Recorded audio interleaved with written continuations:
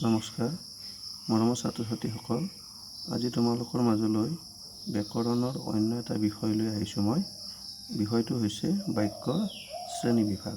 বিষয়ৰ মাজলৈ যোৱাৰ আগতে ছাত্ৰ ছাত্ৰীসকললৈ মোৰ এটা বিনম্ৰ অনুৰোধ যে তোমালোকে যদি চেনেলটো এতিয়ালৈকে ছাবস্ক্ৰাইব কৰা নাই, ছাবস্ক্ৰাইব কৰি ল'বা আৰু লাইক শ্বেয়াৰ কমেণ্ট কৰিবা। তোমালোকে ছাপোৰ্ট পালেহে মই আগলৈ ভিডিঅ' বনাবলৈ উৎসাহ পাম। তেতিয়াহ'লে আমি পোনে পোনে বিষয়ৰ মাজলৈ যাবলৈ বিচাৰিছোঁ।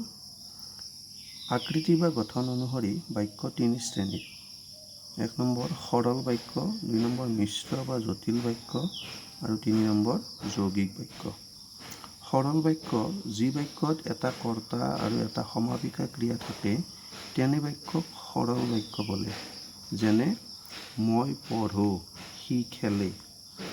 মিশ্ৰ বা জটিল বাক্য, যি বাক্যত এটা প্ৰধান বাক্যৰ উপৰিও এটা বা ততোধিক অপ্ৰধান বাক্য লগ লাগি থাকে তাকে মিশ্ৰ বা জটিল বাক্য বোলে।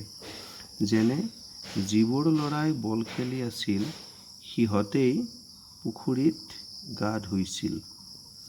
3 নম্বৰ যৌগিক বাক্য, যি বাক্যত দুটা বা ততোধিক বা তাতকৈ অধিক বাক্য অব্যয়ৰ দ্বাৰা সংযুক্ত হৈ থাকে তাকে যৌগিক বাক্য বোলে। যেনে মই পঢ়ি আছিলোঁ আৰু সি শুই আছিল। এতিয়া এই বিষয়টো সাধাৰণতে যদিও আমি বাক্যৰ এই শ্ৰেণী বিভাগখিনি জানিলোঁ, কিন্তু এইখিনি প্ৰশ্ন উত্তৰত নাহে। সাধাৰণতে বাক্য পৰিৱৰ্তন কৰিবলৈহে পৰীক্ষাত দিয়ে। তেতিয়াহ'লে আমি বাক্য পৰিৱৰ্তন কেনেকৈ কৰিম সেইটো চাওঁ এবাৰ। বাক্য পৰিৱৰ্তন, সৰল বাক্য মিশ্ৰ বা জটিল বাক্যলৈ পৰিৱৰ্তন কৰা। 1 নম্বৰ আমি ৰাতিপুৱা গুৱাহাটীলৈ যাম। এইটো এতিয়া পৰিৱৰ্তন কৰিব লাগে। যেতিয়া ৰাতিপুৱা হ'ব তেতিয়া আমি গুৱাহাটীলৈ যাম। অকৃতজ্ঞ লোকে ক'তো আসন নাপায়।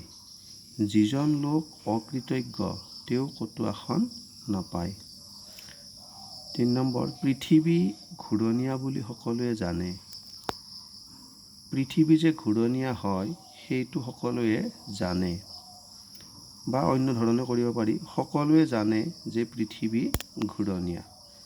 তেতিয়াহ'লে মৰমৰ ছাত্ৰ ছাত্ৰীসকল, আজিৰ ভিডিঅ'টো ইমানেই আছিল। পৰৱৰ্তী ভিডিঅ'ত আমি লগ পাম। ধন্যবাদ।